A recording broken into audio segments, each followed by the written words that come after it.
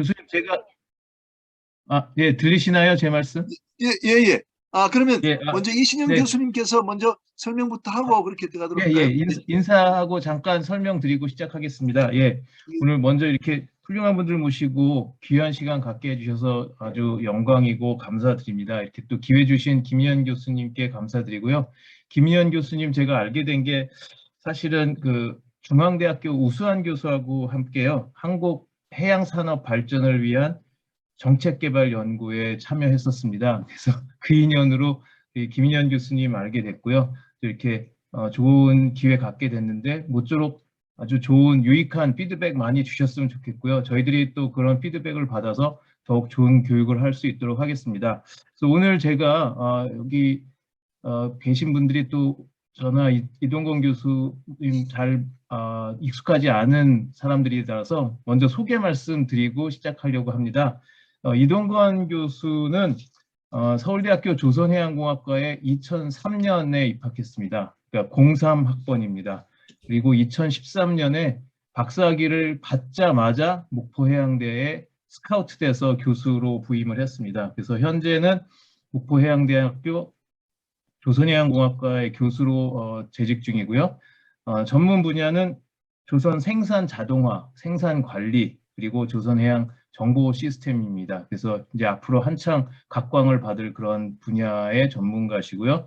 현재 또 대한조선학회 교육위원회 간사로 활동하시면서 우리 앞으로 조선해양 교육의 미래를 위해서 고민하고 그런 정책을 개발하고 있습니다. 그리고 이제 이동건 교수가 먼저 학부 교육에 관해서 말씀을 드릴 거고요. 저는 이동건 교수가 끝나면 대학원 교육에 관해서 말씀을 드릴 예정입니다. 그래서 저는 이동건 교수보다 조금 선배입니다. 그래서 저는 서울대학교 조선해양공학과에 86년에 입학을 했고요. 그래서 86학번이고요. 그리고 1998년에 미국의 아이오와 대학교에서 박사학위를 받았습니다. 그리고 미국에서 포스닥을 하고 일본의 운수성 소속의 선박기술연구소에서 2년 동안 근무를 했고요. 그 다음에 미국에서 플루언트라는 CFD 소프트웨어 회사에서 한 6년 근무를 했습니다. 그리고 서울대학교에 부임을 했는데요. 그러니까 이동건 교수처럼 이렇게 바로 스카우트 되지 못하고 여기저기 떠돌아다니다가 서울대학에 오게 됐습니다. 그래서 저는 지금 현재 대한조선학회에 그 SCI 저널이 있습니다. 거기 편집장을 맡고 있고 차기 회장으로 이제 내년 1월 1일부터 봉사를 하게 되어 있습니다.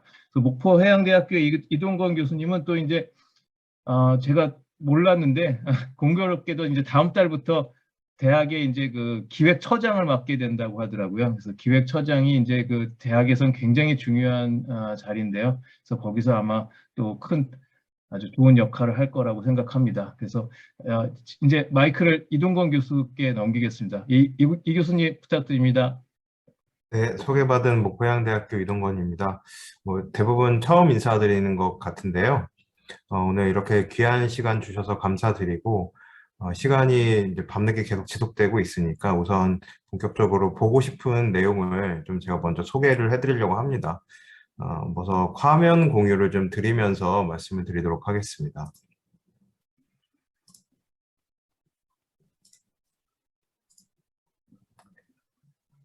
제 화면이 보이실까요? 예, 예.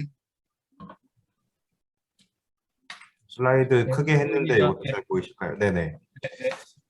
네, 오늘 귀한 자리 마련해 주셔서 감사드리고요. 저는 오늘 조선해양공학과 교육을 좀 어떻게 하다 보니까 대표해서 설명을 드리는 자리가 된 것 같습니다.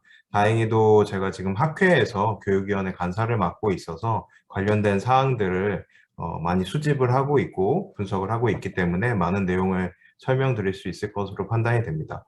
자료는 약 한 3, 40분 정도 분량을 준비를 했고요. 진행에 따라서 관련한 사항들이 궁금하신 점이 있으면 언제든지 문의를 해주시면 좋을 것 같습니다.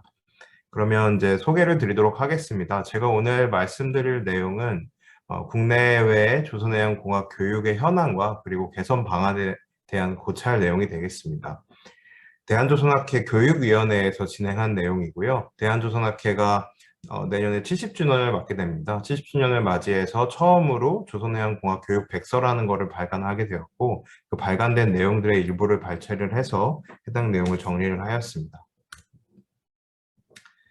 네. 대한조선학회 교육위원회 구성에 대해서 간단히 말씀드리겠습니다. 전국 대학에는 조선해양공학과가 22개 이상 있긴 합니다만, 대한조선학회 회원사로는 총 22개가 등록이 되어 있고요. 이 두 개 모든 학과에서 학과장 혹은 학과장 추천자로 22명의 위원을 추천받아서 저희가 위원회를 구성을 했습니다. 2020년부터 진행을 했고요. 위원장은 부산대학교 조선해양공학과의 김명현 교수님을 위원장으로 모시고 전국의 대한조선학회 회원사 22개 대학을 모두 포함을 해서 위원회를 구성을 하였습니다.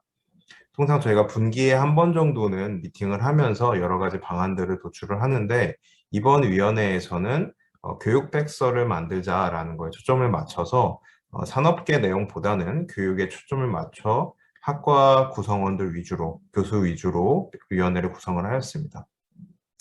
아래가 저희가 이번에 발간하게 되는 조선해양공학 교육 백서 2021 버전입니다. 해당 백서는 조만간 학회 홈페이지를 통해서 PDF 원본을 공개할 예정이고요. 인쇄본도 발간을 해서 우선적으로는 학회 회원사들에 먼저 배포를 해서 참고할 수 있도록 할 예정입니다. 오늘 설명드리는 내용 중에 좀 부족하거나 상세한 내용들은 백서를 참고해 주시면 좋을 것 같습니다. 조선해양공학 교육백서 2021의 구성은 크게 6가지로 구성이 되어 있고요. 오늘 제가 설명드릴 내용은 크게 위쪽 3가지입니다.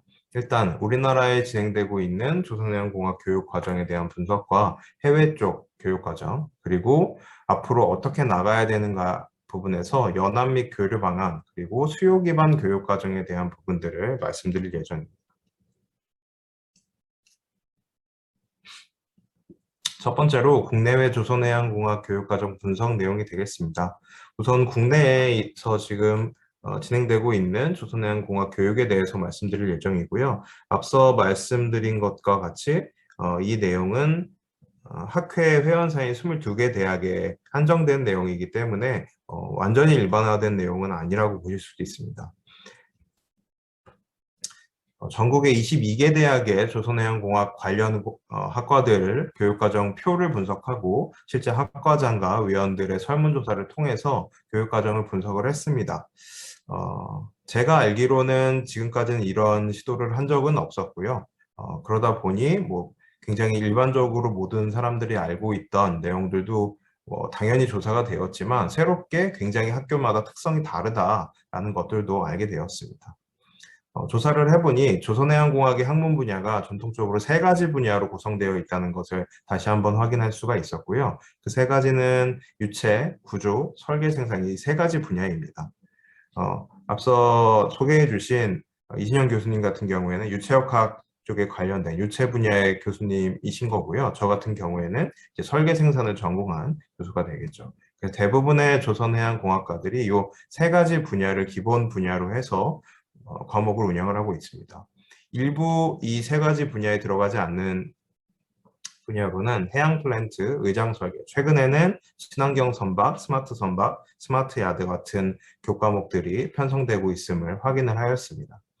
오른쪽 표는 국내 조선해양공학과의 현황이고요. 조선해양공학과가 제가 학교 다녔을 때 20년 전만 해도 한 10여 개 정도가 있었습니다. 14개에서 15개 정도가 있었고요. 한창 조선이 호황일 때는 전문대 포함해서 40개까지도 갔었습니다. 최근에 20개까지 줄었고요. 웬만한 전문대들은 다 조선해양공학과가 없어지면서 기계과랑 통합이 된 상황이라고 보시면 되겠습니다. 현재는 전통적으로 조선해양공학과를 운영했던 학교들 위주로만 남아있는 시점입니다. 다음은 국내 대학의 졸업 요건을 좀 살펴보았습니다. 졸업 요건은 기본적으로 학과에서 결정하는 것은 아니지만 학과의 교과목이 어느 정도 편성됐는지에 대한 비중을 보기 위해서 확인을 해보았고요. 국내 대학 지금 조선해양공학과가 포함된 학교들은 대부분 130학점 내외로 학점을 운영을 하고 있고 이 중에서 70에서 90학점 정도를 조선해양공학 관련 교과목으로 개설하고 운영을 하고 있습니다. 최근에는 교육부나 산업부에서 인력 양성 관련된 예산들이 많이 나오고 있기 때문에 그런 예산을 따고 사업을 수행하는 대학에 따라서는 융합 과정이 좀 많이 생기면서 전통적인 조선해양공학에 관련된 유체역학이나 구조역학에 관련된 교과목들이 다소 줄어들고 있는 것이 사실입니다. 국내 대학의 교육과정 현황을 특정 사례 위주로 좀 설명을 드리도록 하겠습니다. 첫 번째 테마가 전통교과 위주로 운영이 되고 있는 학교입니다. 대표적으로 서울대학교가 있습니다. 서울대학교는 유체와 구조 중심의 교과목으로 운영이 되고 있고요. 요 분류를 크게 저희가 유체, 구조, 설계 생산, 스마트 친환경, 융합 및 기타로 6가지 카테고리를 해서 해당 학교의 위원님의 주관적인 판단이 좀 포함된 내용으로 카테고리화를 했습니다. 예, 해보니 기본적으로 서울대학교는 굉장히 전통적인 교과목들이 운영이 되고 있었고요. 뭐 실제로 전혀 없는 것은 아니겠지만 스마트 친환경 분야에서는 교과목이 확인되지 않았다는 것을 저희가 좀 특징적으로 확인을 하였고, 이 부분은 분석을 더 해보니 실제 서울대학교는 스마트 친환경은 좀 고도화된 기술 혹은 전문 기술이라는 판단으로 대부분 대학원 과정으로 운영하고 있는 것을 판단을 하였습니다. 다른 대학들은 스마트 친환경 분야의 과목이 뭐 하나, 최소 한두 개 정도씩은 운영이 되고 있었는데 서울대학교는 대학원 자체가 좀 활성화되어 있다 보니까 대학교와 대학원 두 가지의 교육 과정을 모두 이용하는 특성이 있다고 판단을 하고 있습니다. 다음은 특성화된 사례 중에 하나입니다. 충남대학교 자율운항시스템공학과라는 학과인데요. 이 자율운항시스템공학과는 올해 최초로 조선 분야에서는 첨단학과로는 최초로 개설이 된 학과입니다. 그래서 충남대에는 선박해양공학과라고 하는 전통적인 조선해양공학과 플러스 자율운항시스템공학과라고 하는 추가적인 학과가 생겼고요. 이 자율운항시스템공학과는 학과 이름을 보시면 아실 수 있겠지만 자율운항 선박에 관련된 교육을 하는 것이 핵심적인 목표가 되겠습니다. 그래서 앞서 서울대와는 대조적으로 전통적인 조선공학에서는 배우지 않는 것들을 교과목으로 편성을 해서 진행을 하고 있고요.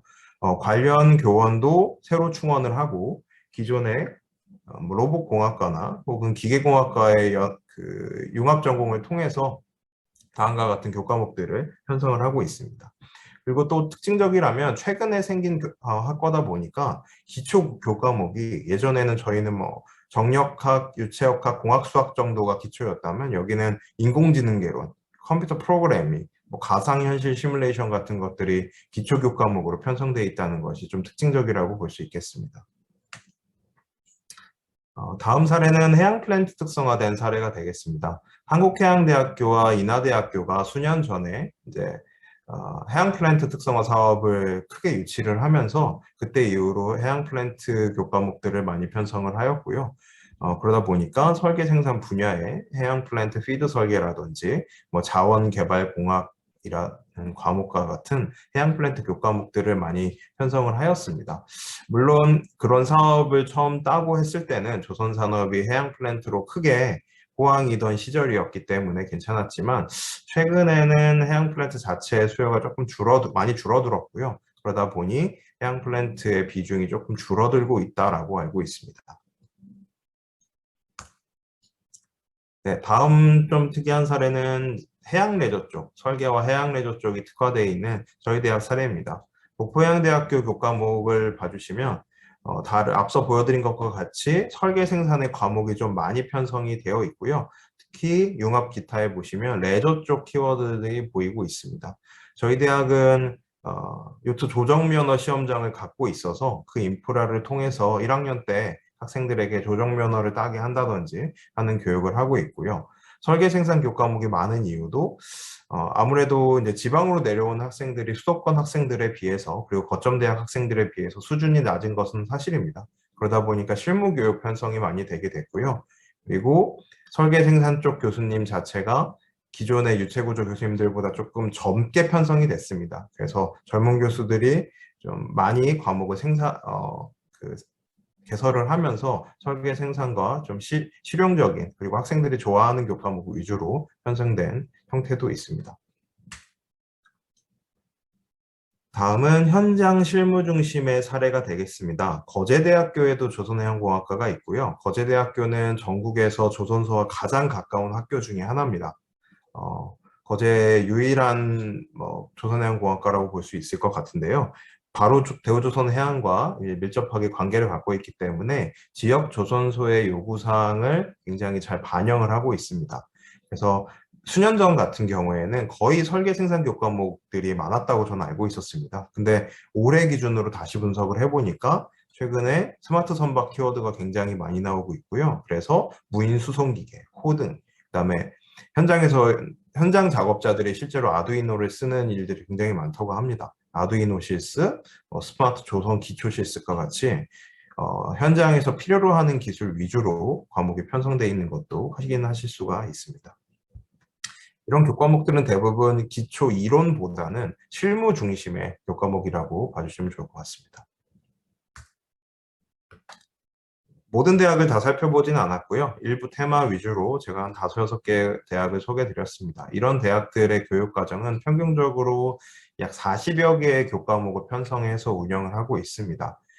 대학의 총 학점 자체가 130학점에 제한이 되어 있고 교양교과도 반드시 들어야 됩니다. 고등교육법에 따르면 교양과정을 몇 % 이상 편성하라고 되어 있기 때문에 한계치가 있습니다. 보통 40여 개에서 많은 경우, 부산대 같은 경우에는 한 60여 개까지 편성을 해서 운영을 하고 있는데 대부분은 40여 개 편성을 하고 있고요.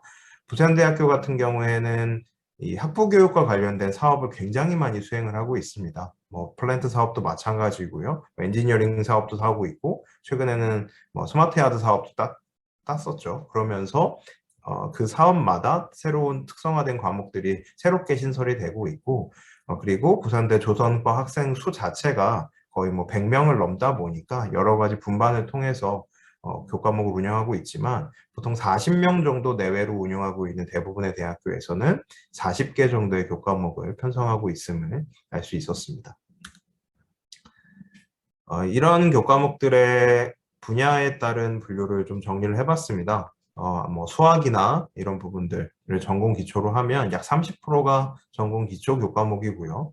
유체 구조가 약 30%, 그리고 나머지 설계 생산이 15%, 그 스마트 친환경 융합 기타 부분이 나머지를 차지하고 있는데 아까 축사해 주신 권호익 대표님께서 말씀해 주신 스마트 선박, 친환경 선박에 관련된 교과는 아직까지도 7%도 되지 않는다라는 현실을 저희가 인지를 하고 있습니다.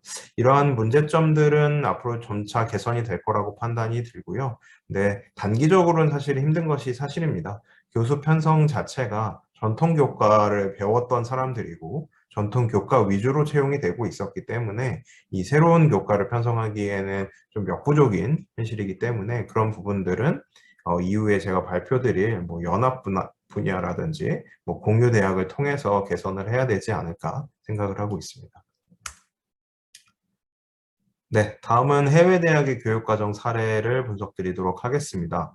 해외 대학은 총 8개를 선정을 했고요. 기준은 국제적으로 인지도, 이 국제적 인지도는 사실 굉장히 주관적이긴 하지만 국제적 인지도가 있으며 학부과정을 독립적으로 개설해서 운영하고 있는 대학 중에서 정보를 따올 수 있는 대학에 한정했더니 8개 정도 대학이 나왔습니다.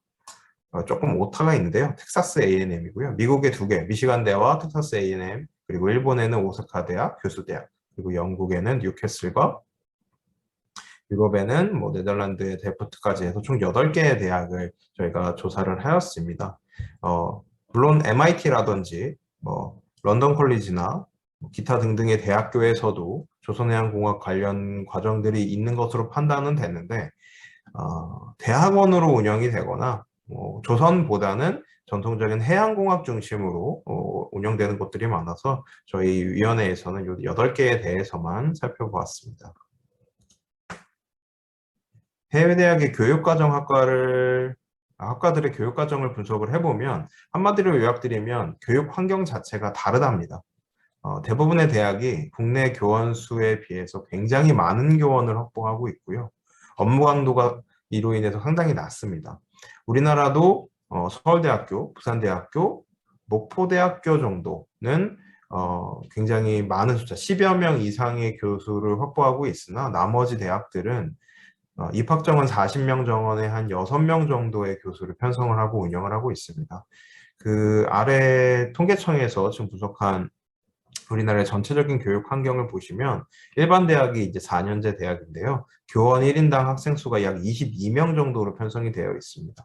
근데 해외에 저희가 아까 말씀드렸던 뭐 미시건이나 텍사스 A&M 같은 학교들은 학부가 많아야 7명, 적은 경우에는 3명 정도만 배정이 되고 있습니다. 이게 아마 교육의 질을 높일 수 있는 길이라는 판단이 들기도 하고요. 이런 부분들이 보완이 되지 않으면 사실 앞서 말씀드린 교과목의 새로운 발굴이라든지 뭐 학생들에 대한 좀 트렌드에 맞는 교육을 하는 것이 어려울 수도 있다는 생각을 갖고 있습니다. 다음은 미국의 사례 중에 미시건 대학교 사례를 하나 소개해 드리도록 하겠습니다. 미시건 대학교 같은 경우에는 전통적인 조선해양공학과의 교과 분포를 뭐 당연히 포함하고 있고, 특징적인 건 뭐 스몰 크래프트 디자인이라든지 세일링 크래프트 같은 부분들. 사실 미국은 상선은 시장, 그러니까 상선 신조 시장은 거의 없다고 보시면 됩니다. 실제 조선은 함정 쪽만 건조를 하고 있고요. 조선공학을 하게 되면 레저 쪽으로 가게 됩니다. 미국에 굉장히 많은 레저 업체들, 레저 선박 업체들이 있고 전 세계적으로도 거의 리딩하는 그룹들이 많이 있기 때문에 과목 편성을 보시면 해양 플랜트 쪽, 해양 구조물 쪽이나 요트 쪽의 과목들을 운영을 하고 있음을 확인을 하였습니다. 최근에 키워드가 되고 있는 저희는 이제 4차 산업혁명 교과라고 불리는데요.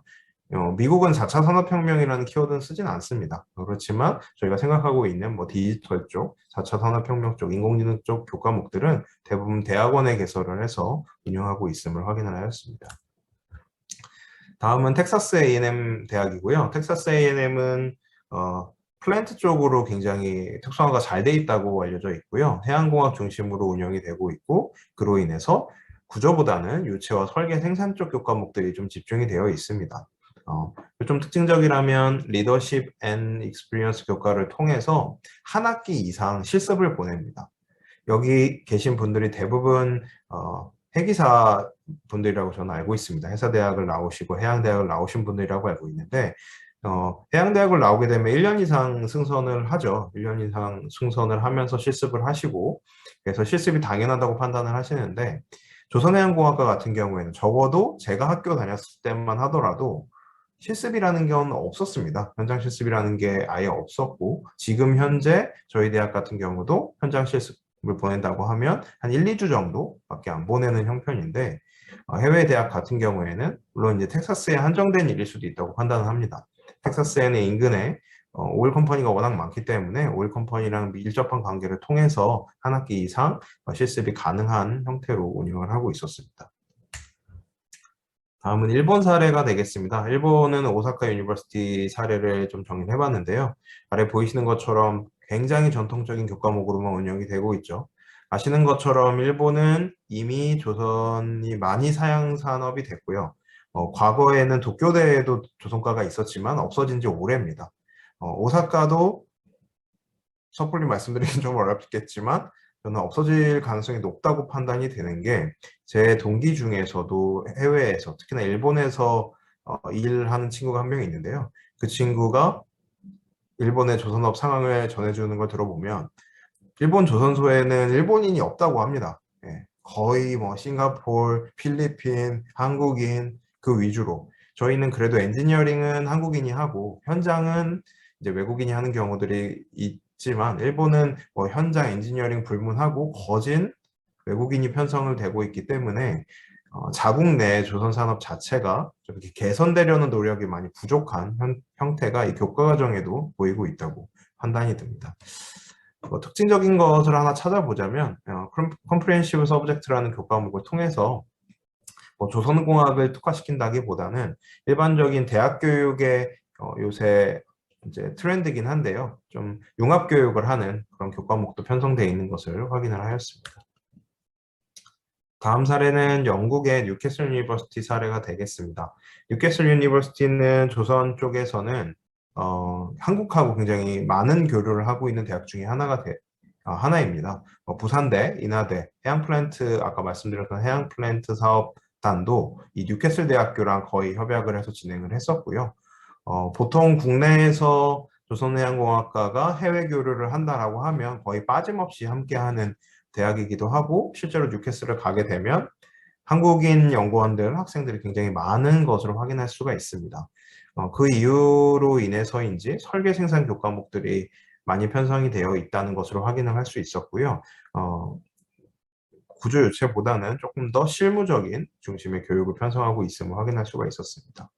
그리고 좀 특징적이라면 모듈형 교과과정이라고 하는 것을 운영을 해서 싱가포르의 글로벌 캠퍼스 자체를 구축을 해가지고 그 아시아권 학생들을 모집하고 하는데 굉장히 많은 노력을 기울이고 있는 대학 중에 하나입니다.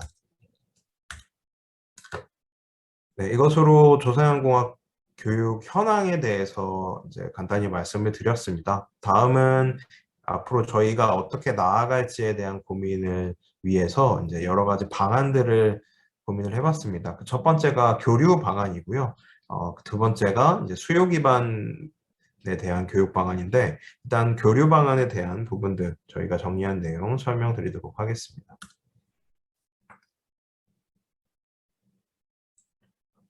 많은 분들이 아시다시피 조선 산업은 어렵습니다. 정확하게는 작년까지는 굉장히 어려웠고요. 올해는 나아지고 있으나 어렵습니다. 그놈의 철판 가격 때문에 조선소에 가면 모든 분들이 다 철판 얘기를만 하시더라고요. 그래서 아마 내년 이후에나 이제 신조되는 선박들이 그 철판 가격을 맞춰서 이제 제대로 진행이 될 거지만, 기존 올해 사업계획 기준으로 건조되는 선박들은 거의 철판 가격 2배 이상 차이가 나는 수준에서 건조가 되고 있는 조선소들도 있다고 알고 있습니다. 그럼에도 불구하고 조선해양 산업이 조금씩 숨통을 트이고 있는 것은 사실이고요. 하지만 초전성기였던 2010년대 초반까지 가는 거는 어렵지 않을까라고 다들 판단을 하고 있습니다. 이로 인해서 사실 학과도 굉장히 어려웠었습니다. 몇 년 전에 제 모교죠. 서울대학교 조선해양공학과 대학원에 아무도 진학하지 않았다라는 기사가 크게 나면서 전 사실 얼핏 보고 학과가 없어지는 건 줄 알았었습니다. 그런 일도 벌어졌었는데요. 그때 당시에 저희 대학은 학과가 없어질 뻔했습니다. 사실은 굉장히 등급도 떨어지면서 학과 자체의 순위가 그래도 공대 내에서는 항상 수위권에 있었는데, 학과를 좀 비하하는 발언일 수는 있겠지만 환경과한테도 밀렸습니다. 그때 당시는. 그러면서 굉장히 어려움을 겪었고요. 지금까지도 이미지가 크게 회복된 것 같지는 않습니다. 그래서 다행히도 올해에는 주가가 많이 오르고, 그리고 여러 가지 좋은 뉴스들이 많이 타면서 이번 2022년 입시부터 조금 좋아지는 느낌이 있고요. 하지만 그동안 몇 년 동안 이제 산업 전반에 대한 이미지가 워낙 나빴기 때문에 사실 조선해양공학과에 입학한 친구들의 자원이 예전만큼 훌륭하다라는 말을 드리기는 좀 어려운 상황이고, 또 거꾸로 회사에서도 그만큼 채용을 해주지 않았고요. 그러다 보니까 우수인재 채용이 어려운 형편까지 왔습니다. 지금 현재 아래 보이시는 그래프처럼 인구절벽이라고 늘 말씀하시는 것들이 이렇게 반영이 됐습니다. 올해죠. 올해 이미 42만까지 떨어졌었고요. 제가 대학 입시했을 땐 60만이었습니다. 아마 여기 대부분의 계신 선배님들은 80만, 90만 시대를 사셨던 분들이고요. 앞으로는 40만, 작게는 30만까지 떨어지고, 제 아들이 16년생인데요. 16년생은 20몇만이라고 합니다. 네, 그래서 조선해양공학과뿐만이 아니라 대학 자체가 굉장히 어려운 형편입니다. 앞으로 대학이 어려워졌을 때 이 조선해양공학과를 어떻게 하면 유지할 수 있을까에 대한 고민은 저희가 공동의 발전을 추구하지 않으면 어렵지 않을까라는 생각을 가지고 있고요. 지금까지는 모든 학과들이 이제 각자 도생을 했습니다. 각자 특성을 살려서 각자 도생을 했다면 이제는 공동의 발전을 좀 추구해야만 추후에라도 산업이 영향을 받지 않을 수 있고 계속 지속적인 발전을 할 수 있을 것으로 판단을 하고 있습니다. 교육 환경 자체도 많이 변화하고 있습니다.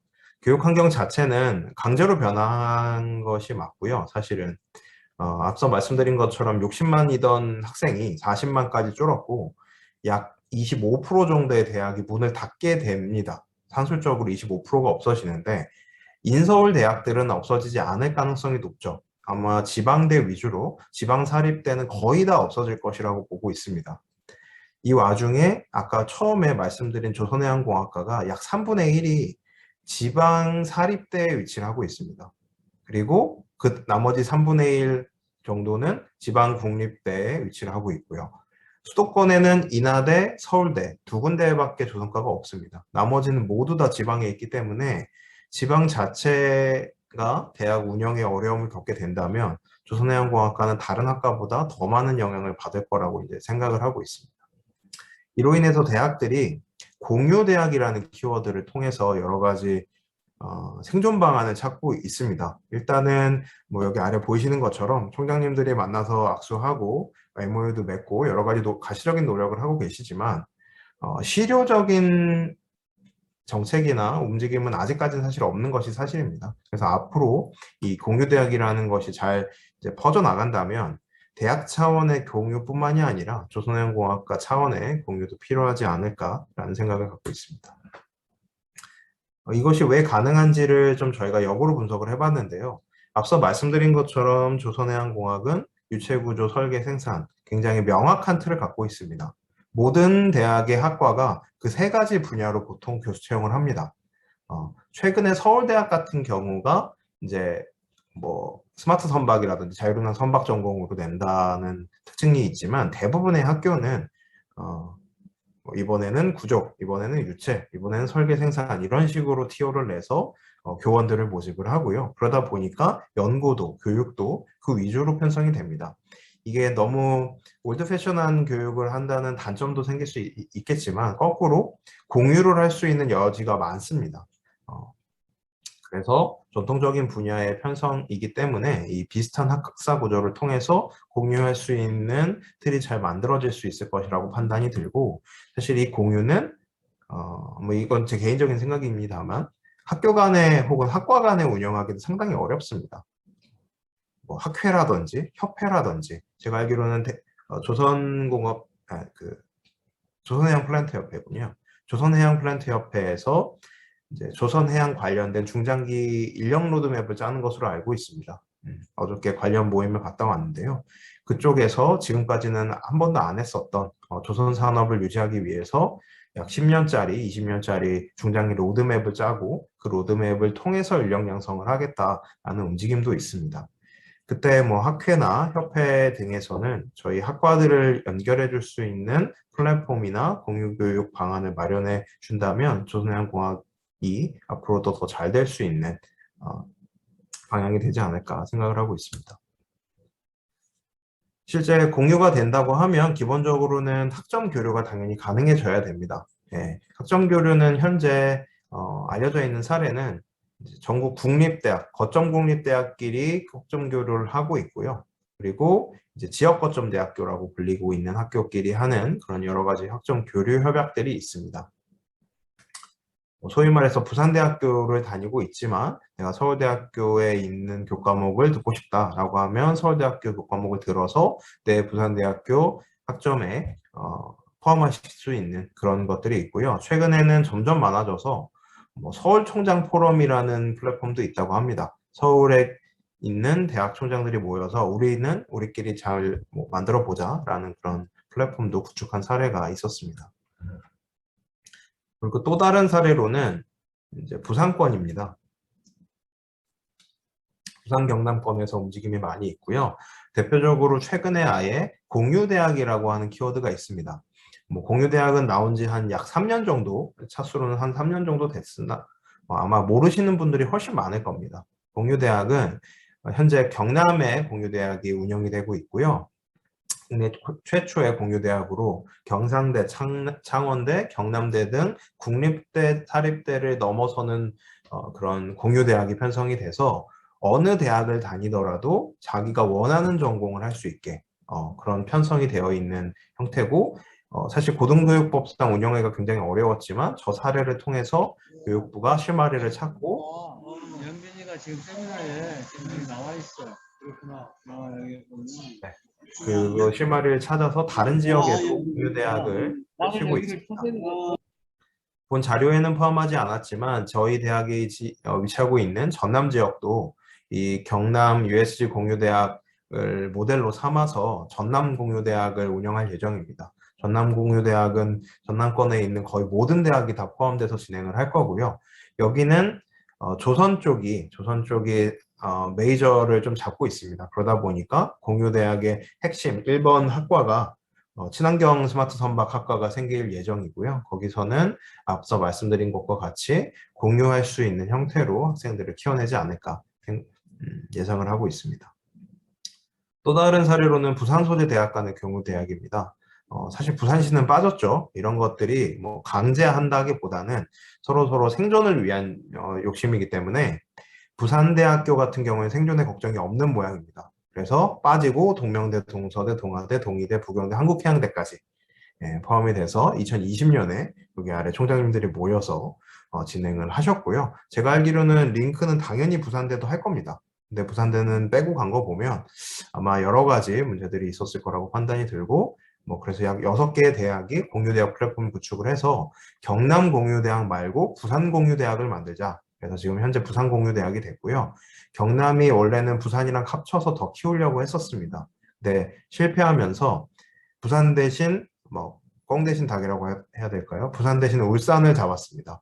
그래서 울산에 있는 지역 대학들이 경남 USG 공유대학으로 합쳐지면서 아마 내년부터는 경남 울산 USG 공유대학이 되지 않을까 생각을 하고 있고요. 현재는 이것처럼 다 지역 대학들끼리 협력이 되고 있는 형태입니다.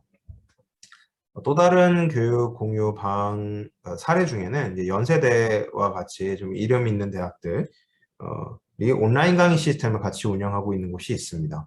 온라인 강의 시스템이 코로나가 되면서 반강제적으로 보급이 됐고요. 이제는 온라인 강의가 너무 일반화가 됐습니다. 저희가 토요일 8시에 이렇게 만날 수 있는 것도 줌이라고 하는 플랫폼을 통해서 온라인이 일반화됐기 때문이라고 생각을 하고요.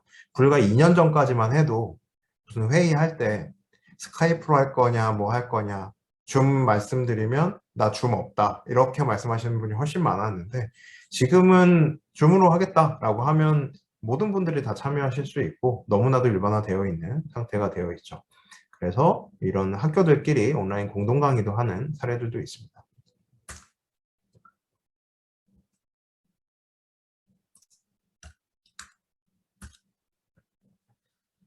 이 중에서 가장 대표적인 사례로 경남 USG 공유대학의 사례를 말씀드리도록 하겠습니다. 아까 말씀드린 것처럼 국내 최초의 사례고요. 여기는 지역에 있는 학과들이 조선 관련된 학과들이 조금씩 있다 보니까 조선과들도 참여한 학과는 있습니다. 하지만 학과 이름으로 조선이 드러나 있지는 않고요. 제조 ICT, 스마트 운송체 이런 식의 이름으로 되어 있습니다.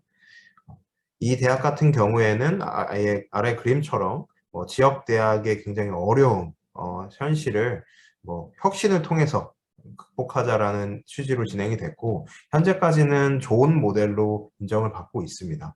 그래서 아마 많은 대학들이 이렇게 변경이 될 거고요.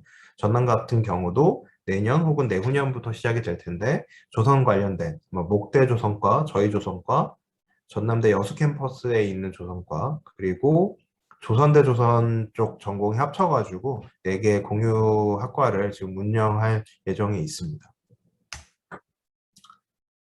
앞서 말씀드린 것들을 좀 다시 한번 요약해서 말씀드리자면 기초적인 분야 그리고 소양에 대한 분야들은 굉장히 공유 사례라든지 공유할 수 있는 여지가 많이 있습니다. 하지만 전문화된 교과들 아까 서울대, 충남대, 한국해양대 같이 일부 전문화된 교과 같은 경우에는 사실 차이가 많이 있습니다. 이 교과라고 하는 것이 결국에는 운영할 수 있는 수업이 가능한, 강의가 가능한 교수가 있어야 합니다. 교수가 있어야 하는데 학교마다 교수 자원의 한계가 있다 보니까 그런 부분들에 대한 공유가 제대로 진행된 바가 없고요. 앞으로는 이 대학의 범위를 좀 넘어서는 형태가 자연스럽게 환경이 되고 있기 때문에 조선공학 역시도 그 환경에 좀 발맞춰서 연합할 수 있는 방법들을 찾아야 되지 않을까 생각을 하고 있습니다. 뭐 제가 비단 조선 쪽 분야에 몸담고 있어서 그런 것만은 아니지만 조선 쪽은 그래도 굉장히 잘 모이는 특성이 있다고 판단을 합니다. 그리고 한 다리 건너면 정말 다 아는 사람들이라서 저희가 뭐 위기가 오기 전에 여러 가지 공유할 수 있는 방안들을 잘 마련을 한다면 좋은 결과, 그리고 앞으로도 현재 조선 산업이, 우리나라 조선 산업이 초격차를 유지할 수 있는데 크게 기여할 수 있는 교육을 할 수 있지 않을까, 그렇게 판단을 하고 있습니다. 부족한 부분을 말씀드리자면 기초적인 교과목은 공유로 해결을 하고요. 저희가 앞으로 생성하지 못하는 조선소에서 필요한 교과목들은 새로운 융합 교과목으로서 조선뿐만이 아니라 다른 쪽 분야의 교수와 그 학과와의 연계를 통해서도 교과목 개발이 필요하다는 결론을 내고 있습니다. 마지막으로 수요 기반 조선해양공학 교육 방안을 말씀드리겠습니다. 사실 조선해양공학이 전통적인 교과목 운영을 하면서 약 한 20년 이상 수요 기반의 교육을 해왔던 것이 사실입니다. 그래서 어떤 수요 기반 교육들을 해왔는지에 대한 부분을 말씀드리도록 하겠습니다. 크게 두 가지로 나눴고요. 첫 번째가 산업 수요 기반의 교육과정 현황 및 문제점입니다. 산업계의 수요는 크게 이제 산업에 대한 인력 공급에 대한 수요와 산업에서 요구하는 능력을 맞춰주는 것에 대한 수요로 구분할 수가 있고요. 그동안은 산업체의 수요조사, 기업체의 만족도 조사 같은 형태를 통해서 교육과정에 개선하고 반영하는 형태를 갖고 있습니다. 물론 산업체에서 A가 필요하다, 그 다음 해에 A가 생기는 경우는 거의 없습니다. 운영하고 있는 교과목 중에서 A를 조금 반영하겠다 정도가 현실적인 형태고요. 산업체에서 A라는 것이 필요하다라고 요구했을 때 바로 바뀌는 학교는 울산대학이나 거제대학 정도에 한정되고 있는 것으로 저는 알고 있습니다. 그 이유는 산업체 수요 조사를 해보면 뭐 대형조선소, 중형조선소 혹은 기자재 회사에 따라서 원하는 뭐 교육이나 인재 수준이나 규모 같은 것이 너무나도 상이합니다. 그래서 산업체 전반을 다루는 일반적인 분석도 된 바가 없고요. 그러다 보니까 산업체 수요조사라고 하는 것은 실질적으로 특정 회사의 의견을 반영하는 것들이 제일 많기 때문에 특정 회사의 의견을 받아서 특정 학교의 특정 학과의 일부 컨텐츠가 바뀌는 것이 현실이라고 봐주시면 되겠습니다. 이런 산업 기반 교육과정 현황은 정부에서도 굉장히 많은 지원을 하고 있습니다. 특히 학부 인력 양성은 교육부에서 재정 지원을 하고 있고요.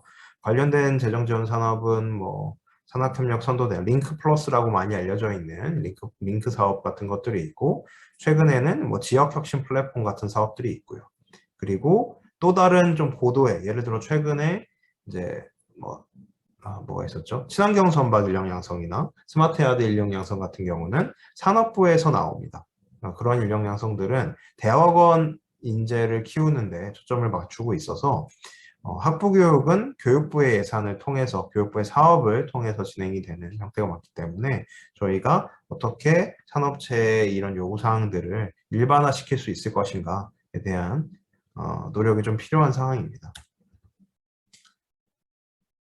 인하대학교의 한영해양플랜트 글로벌 인력 양성 사례를 소개해 드리도록 하겠습니다. 앞서 한국해양대의 교육과정을 말씀드리면서 간단하게 말씀드렸던 내용인데요. 한국해양대랑 부산대학교랑 인하대학교 이렇게 해서 그때 당시에 아마 서울대학교도 참여했던 걸로 저는 이렇게 기억을 하는데 약 4개에서 5개 대학 정도가 한영해양플랜트 글로벌 인력 양성이라는 사업을 수주를 했고요. 그 사업을 통해서 융합전공 신설을 하고 전공 27개 교과를 운영을 했었습니다. 대학원 교과로 운영을 했기 때문에 굉장히 좀 전문성 있는 교육이 진행이 됐었습니다. 그리고 일반 대학원생, 풀타임 대학원생이라고 불리는 일반 대학원생의 교육과정 외에 재직자 과정도 개설을 해서 조선 3사, 아마 그때 당시 거의 조선 3사 위주로 했었습니다. 해양플랜트이기 때문에 조선 3사의 재직자들을 지원할 수 있는 프로그램을 열어서 당시에 영국의 뉴캐슬과 스트라스클라이드 대학 위주로 함께 공동 학위를 운영한 바가 있습니다. 현재는 사업은 종료된 상태고요. 제가 알기로는 종료된 상태고, 지금 뉴캐슬 쪽에는 아직까지 관련된 연구를 하는 한인들이 좀 있는 것으로 알고 있습니다. 최근에 이제 운영되고 있는 사례 중에 하나는 스마트 자율운항 선박 전문가 양성 사업단이라고 하는 사례가 있습니다. 한국해양대에서 운영을 하고 있고요. 한국해양대학교에서 조선해양시스템공학과, 여기는 이게 조선해양공학과입니다. 조선해양시스템공학과, 해양공학과, 해양건축공학과 등등등 해사 법학과까지 함께 참여를 해서 융합전공을 개설을 하였고요. 보통 저희가 융합전공을 개설한다 하더라도 보통은 공대끼리만 모이는 경우가 많습니다.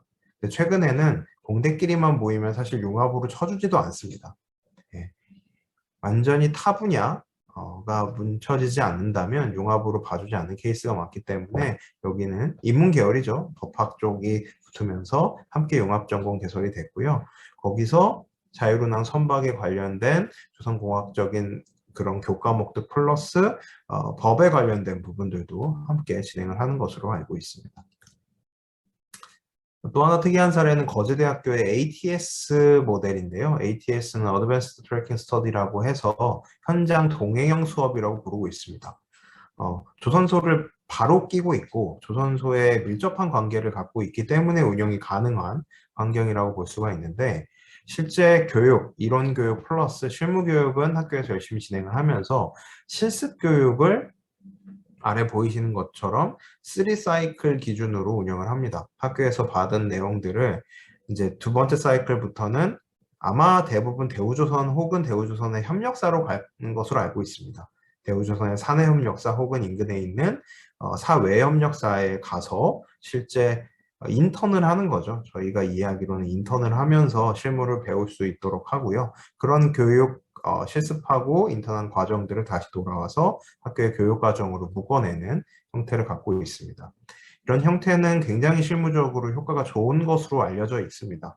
그리고 그러다 보니까 거제대학교 졸업생들은 취업률도 굉장히 높은 편이고요. 하지만 운영하기 위해서는 일단 조선소가 있어야 됩니다. 규모가 있는 조선소가 있어야 되고요. 요 두 번째 사이클에서 진행되는 실무, 실습, 인턴 교육 과정이 사실 회사 입장에서는 큰 실익이 없는, 돈과 시간만 투자되는 일이라고 볼 수도 있기 때문에 국고 지원 사업을 연계해서 하는 경우들이 많습니다. 아까 말씀드렸던 교육부의 여러 가지 지원 사업들에서 실습을 하는데 쓸 수 있는 예산이 굉장히 많이 편성이 됩니다. 그런 과정들을 같이 엮는다면 산업체와의 접근성이 좀 떨어지거나 하더라도 운영이 가능할 것으로 판단이 들고요.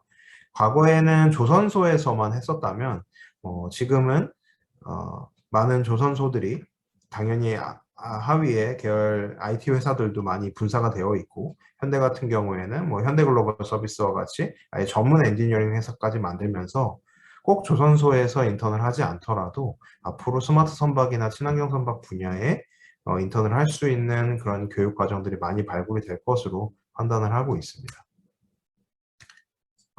앞서 제가 이 산업기반 수요 쪽에서 특정 산업체의 요구사항이 반영되는 것이 너무 많다, 그리고 그런 한계점이 있다라고 말씀드린 바가 있습니다. 그것을 넘어선 사례가 유일하게 하나 있는데요. 저희가 이제 한국대학교육협의회라는 곳에서 조선해양산업 전반에 대한 요구 분석을 진행을 합니다. 통상 한 3년에서 4년에 한 번씩 진행을 하고요. 2019년에 제일 최근 버전으로 분석을 했습니다. 그때 당시에는 대학보다는 산업계 수요이기 때문에 산업계 11명이 참여를 하고 대학에 1명이 참여를 해서 산업계 요구사항을 분석한 내용이 있습니다. 데이터가 있네요. 2019년 아니고 2019년에는 2015년과 달리 약 4년의 텀을 두고 분석이 됐었는데 두 가지가 추가가 됐습니다. 조선해양 IT 융합 기초 역량과 친환경 스마트 선박 이해라고 하는 조선해양에서 필요한 역량 자체가 추가가 됐고, 회사대학 같은 경우에는 이제 회계 품질이라고 하는 형태가 있기 때문에 저희 쪽보다는 조금 더 체계적으로 역량이나 교과목이 더 강제화되고 있는 것을 알고 있습니다. 하지만 오히려 너무 강제되기 때문에 유연함이 떨어지는 사례들도 저는 있다고 판단이 들고요. 조선 같은 경우는 아래 보이시는 것처럼 산업체 수요를 바탕으로 여러 가지 학과목, 교과목을 만들고 있습니다. 네, 다음은 지역별 지역 수요 기반 교육과정 현황을 말씀드리겠습니다. 과거에 정부에서 발표하는 지역의 주요 산업, 지역의 핵심 산업을 치면 뭐 전남, 경남, 부산, 울산 정도에는 항상 조선이 있었거든요. 근데 이게 제일 최근 버전입니다. 2021년에 발표된 버전인데 조선은 타고 들어가서 경남의 스마트 기계의 무인 선박 정도까지 가야 굉장히 하이 카테고리까지 내려가야 확인할 수 있을 정도로 많이 내려왔습니다. 울산 경우에는 스마트 조선이 맨 위에 올라와 있고요. 그래서 과거보다는 조선 산업 자체가 정부에서 바라보는 입지가 좀 많이 줄어든 것은 사실입니다. 그러다 보니까 트렌드 자체도 많이 이제 변경이 돼야 될 필요가 있고요. 교육도 과거에 일반적인 신조에 초점을 맞췄던 것뿐만이 아니라 친환경 스마트 선박 그리고 아울러서 새롭게 시장으로 이제 인정을 받고 있는 뭐 수리조선이나 그리고 엔지니어링 쪽에 대한 교육도 필요하지 않을까라는 생각을 갖고 있습니다. 그래서 현재 대학들은 너무나도 많은 어려움을 겪고 있기 때문에 당장의 예산을 따기 위해서 저희 지역 같은 경우에는 이제 전남도 도비 매칭을 위해서 첨단 운송기기 부품 쪽의 카테고리 안에서 여러 가지 활동을 하고 있고요. 경남이나 부산권, 울산권에 있는 대학들 역시도 이런 스마트 조선이나 무인 선박 같은 키워드에서 초점을 맞춘 교과 과정을 편성하려고 노력을 하고 있는 것으로 알고 있습니다. 네. 다음은 최근에 가장 이슈가 되고 있는 것 중에 하나죠. 4차 산업혁명 기술이고요. 4차 산업혁명이라는 키워드 자체가 사실 우리나라에서만 쓰는 키워드입니다. 미국에서는 Fourth Industrial 레볼루션이라는 키워드로 검색을 해서는 관련된 내용을 찾아볼 수가 없고요. 우리나라 그리고 독일 정도에서만 쓰고 있는 키워드지만 모두 다 스마트, 인공지능, 디지털 트윈, IoT 이런 것들이 이 관련된 교육과정이라는 것을 아실 거라고 판단이 됩니다. 조선 같은 경우는 과거에는 친환경 선박이라고 얘기를 많이 했는데 요새는 자율운항 선박 그리고 스마트 선박, 스마트 야드, 디지털 트윈 정도가 아마 핵심적인 키워드가 되지 않을까. 그래도 5년에서 10년 정도는 핵심 키워드가 되지 않을까라는 생각이 들고요. 제가 지금 재직하고 있는 인근에 바로 바다 건너에 현대사무중공업하고 대한조선이 있는데 현대사무중공업에도 DT 추진팀이라는 게 올해 처음 생겼습니다. 디지털 트랜스포메이션 추진팀이라는 이름으로 실제로 디지털 트랜스포메이션 기술 개발보다는 사내의 이런 디지털에 대한 문화 확산을 현재는 굉장히 열심히 하고 있고요. 그래서 교육을 많이 하고 있습니다. 아두이노 기판 교육이라든지 아니면 스마트 기술이라는 게 뭔지, AR 기술은 뭔지 그러다 보니까 저희도 가까운 지역 대학으로서 함께 그런 교과목들을 비교과, 아직 교과목 편성까지는 못했지만 간단한 강의 콘텐츠 정도는 함께 만들고 있는 상황이고요. 앞으로는 이런 것들이 더 일반화될 것이고 아마 조선소에서 요구할 것이고 하기 때문에 저희도 과목에 좀 편성을 해야 되지 않을까라고 생각을 하고 있습니다. 네, 마지막 페이지가 되겠습니다. 이런 상황에 따라서 너무나도 많은 변화와 트렌드가 있습니다. 그래서 이 부분은 사실 학교별로 혹은 학과별로 개별 추진하기에는 굉장히 많은 어려움들이 있어서요.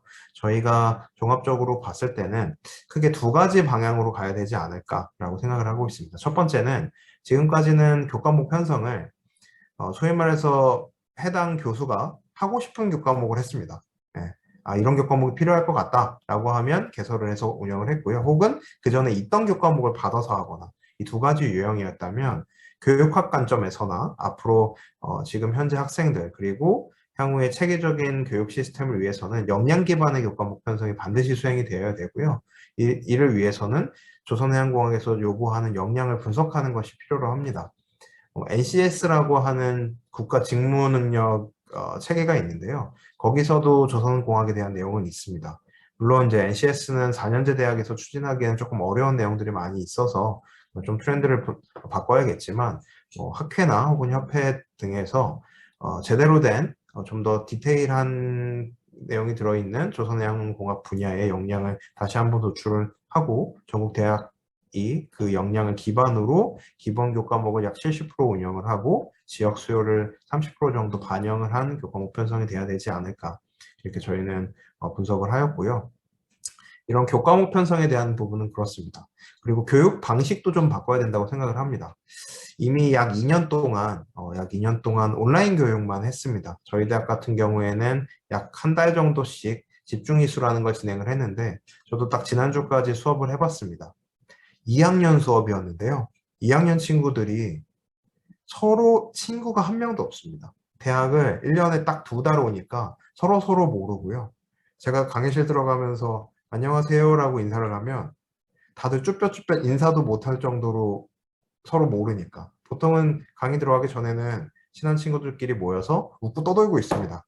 네, 수업할게요 이러면 이제 조용히 하는 시스템이었는데 요새는 학생들 자체가 이미 서로 간에 그런 뭐 함께 협력할 수 있는 환경 자체가 안 돼 있기 때문에 저희도 이제는 이론의 강의보다는 PBL이라고 하는 더 능동적인 교과목들을 운영을 해야 되고요. 이런 PBL 교과목 같은 경우는 사실 뭐 몇 년 전부터 강제적으로 진행이 되고 있고 많이 확산되고 있는 추세이기 때문에 좀 더 실질적이고 능동적인 교과목 편성을 해서 좋은 인재를 양성할 수 있어야 되지 않은가라는 결론을 내고 있습니다. 네, 여기까지 제가 준비한 내용이 되겠습니다.